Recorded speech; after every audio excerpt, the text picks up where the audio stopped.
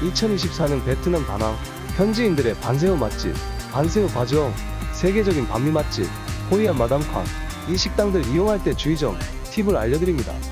그리고 이름에 헷갈려갔지만 나름 괜찮았던 스페셜 고기 쌀국수 맛집 포신 13.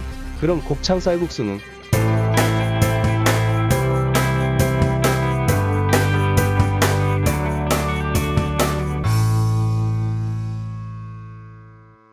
반세오. 베트남에서 먹어봐야 할 음식 중 우리나라에도 유명한 반세오. 비주얼은 다들 비슷비슷해 보이는데 실제로 현지인들은 관광지에서는 반세오를 안 먹는다던데 진짜 그럴까요?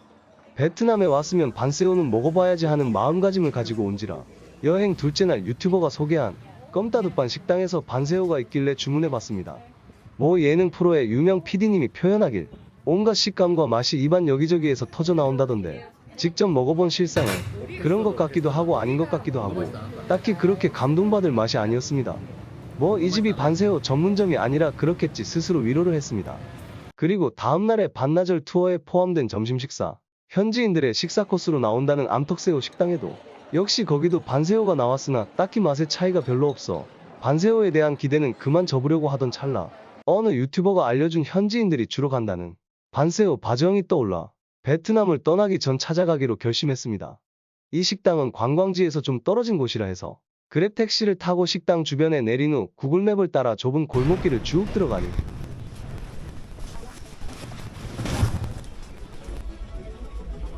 그 이름이 떡하니 보였습니다. 식당 안쪽에 들어가니 넓은 홀이 나타났고 정말 현지인들이 많은 식당으로 반세오 전문점이라는 느낌이 확 다가왔습니다. 여기서 두 가지 팁이 있습니다. 첫 번째는 이 식당은 테이블에 있는 물티슈는 따로 돈 받습니다. 그래서 테이블 위에 물티슈는 쓰지 마시고 가급적이면 개인적으로 물티슈를 가져와서 쓰시는 것을 추천합니다. 물론 비싼 건 아닙니다.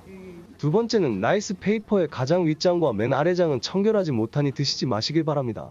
이 두 가지는 알고 가시는 게 좋습니다. 현지인 맛집이라 그런지 가격도 관광지보다 훨씬 저렴하고 단언하건대 이 집의 반세오 맛은 다른 관광지의 평범한 반세오와는 차원이 다른 맛입니다. 마치 밀키트의 빈대떡과 빈대떡 맛집에서 바로 구워준 빈대떡의 차이 정도라고 생각하시면 됩니다. 현지인들이 많은 것이 바로 이해가 되었습니다. 카드 결제도 됩니다. 이 집 강력하게 추천합니다. 반미. 베트남에서 반미가 참 유명하다는데 바나일 한국어 현지인 가이드가 제일 먼저 추천한 맛집 마담 콴. 반미집은 시내에도 천지로 많은데 굳이 베트남식 바게트 빵에 여러가지 재료를 넣어 샌드위치 같이 먹는다는 반미.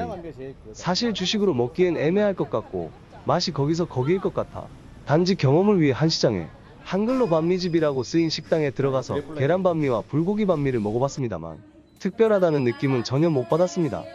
그런데 바나이를 한국어로 소개시켜준 현지인 가이드분이 우리가 호이안을 간다고 하니 마담 콴이라는 반미집을 적극 추천해 주었습니다. 뭐 반미가 거기서 거기겠지 싶었지만 너무나 친절하고 잘해주신 가이드분의 추천이라 호이안에 도착하자마자 오후 5시도 안 된 시간에 마담 콴을 찾아갔습니다. 그런데 깜짝 놀랐습니다. 그 시간에 다른 가게는 다 한산한데 마담 콴만 웨이팅 줄이 엄청 있었던 것입니다. 그래서 살짝 식당 입구로 가서 보니 입구 쪽에서 반미를 만드는데 식당 안 테이블이 적어 보이고 좁아 보였습니다.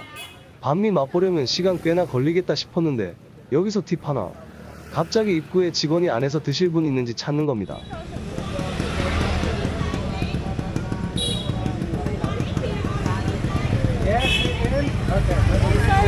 그때 알았습니다.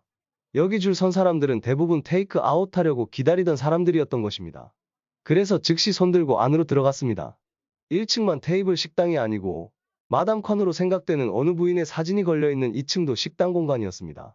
뭘 먹을까 고민하다가 일단 기본 에그 반미와 비비큐 반미 그리고 믹스 반미를 주문했습니다. 생각보다 빨리 가지고 왔으며 각각 3등분으로 나눠서 맛을 보았는데 정말 맛이 미쳤습니다. 맨날 롯데리아 햄버거 먹다가 고든램지 햄버거를 먹은 느낌이랄까. 왜 수많은 외국인들이 일찍부터 줄 서서 먹는지 이해가 되었습니다. 호이안에 온다면 반드시 이것도 맛보시길 바랍니다.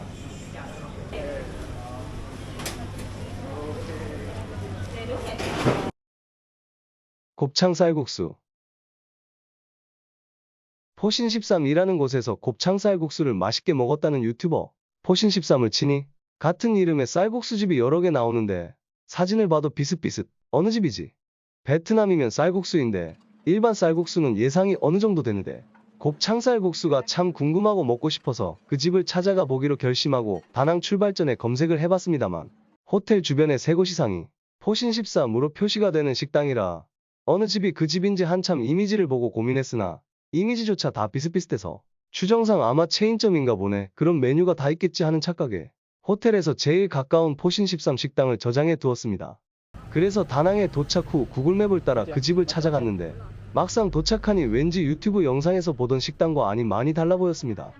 메뉴판을 보니 고기 쌀국수가 많은데 곱창 쌀국수는 보이지 않았습니다. 아, 이 집이 아니구나, 실수했네 라고 후회는 되었으나 그냥 나가기 미안하기도 하고 이 집도 맛있을지 몰라 하는 마음에 고기가 다양하게 들어간 스페셜 쌀국수를 시켰습니다. 결국 고기주의자인 저에게는 꽤나 마음에 드는 쌀국수였으나 고기주의자가 아닌 와이프는 좀 힘들어했습니다. 저는 새로운 맛집을 알았다는 미완의 성공이라고 지금도 생각하는데 집사람을 보면 아마 개인차가 있을 듯합니다. 베트남을 떠나기 전 곱창쌀국수는 꼭 먹어봐야겠다는 생각에 어느 유튜버가 올린 호이안의 곱창쌀국수를 생각해내어서 호이안에 갔을 때 저녁 늦게 포마이라는 베트남 음식점을 찾아갔습니다. 이 식당은 일반 게스트하우스가 모여있는 동네 골목 같은 곳을 따라 쭉 들어가면 식당이 있을 것 같지 않은 곳에 떡하니 크게 자리 잡고 있습니다. 드디어 곱창 쌀국수와 프라이드 완탄을 시켜서 맛을 보았는데 기대한 만큼의 곱창 맛은 느껴지지 않았고 매콤한 육개장 같은 느낌의 쌀국수였으며 나름 맛은 괜찮았습니다. 그런데 이 집은 독특하게도 다른 곳과 다르게 김치 맛이 우리나라 김치 맛과 가장 유사하였으며 아주 맛이 있었습니다. 나갈 때 이 가게 주인인 한국인인가 물어보았으나 아니라고 합니다. 주방장이 한국 김치를 잘 아시는 분이 아닌가 싶었습니다.